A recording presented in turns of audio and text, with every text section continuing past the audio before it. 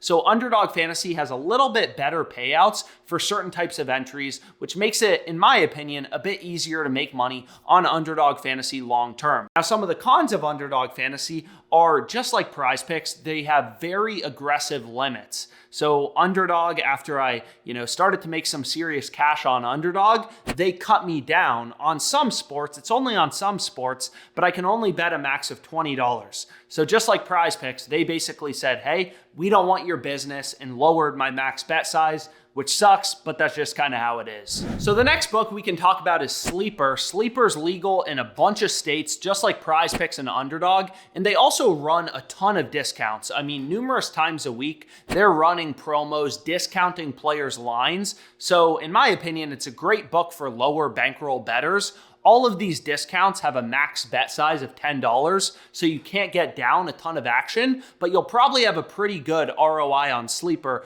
just from the promos. However, aside from promos, Sleeper is a horrible book. They have horrible odds, right? They add a ton of juice or vig to their market. So just as a simple example, if you look at Brooke Lopez over under 13.5 points, Sleeper has minus 130 odds on the over, bet 130 to win 100 in profit. And they also have minus 130 odds on the under, bet 130 to win 100 in profit. So on both the over and the under, they are offering worse odds than every other sports book. So long story short, Sleeper's kind of a ripoff. Aside from the promos, there's not much value to it. There's basically never good bets on Sleeper, and I don't recommend making it your main book because you won't make money because they offer such horrible odds. And if you're constantly getting ripped off in the market, you're not going to make money. The next book we can talk about after Sleeper is a book called Fliff. And Fliff is cool because unlike Prize Picks and Underdog, you can bet on anything.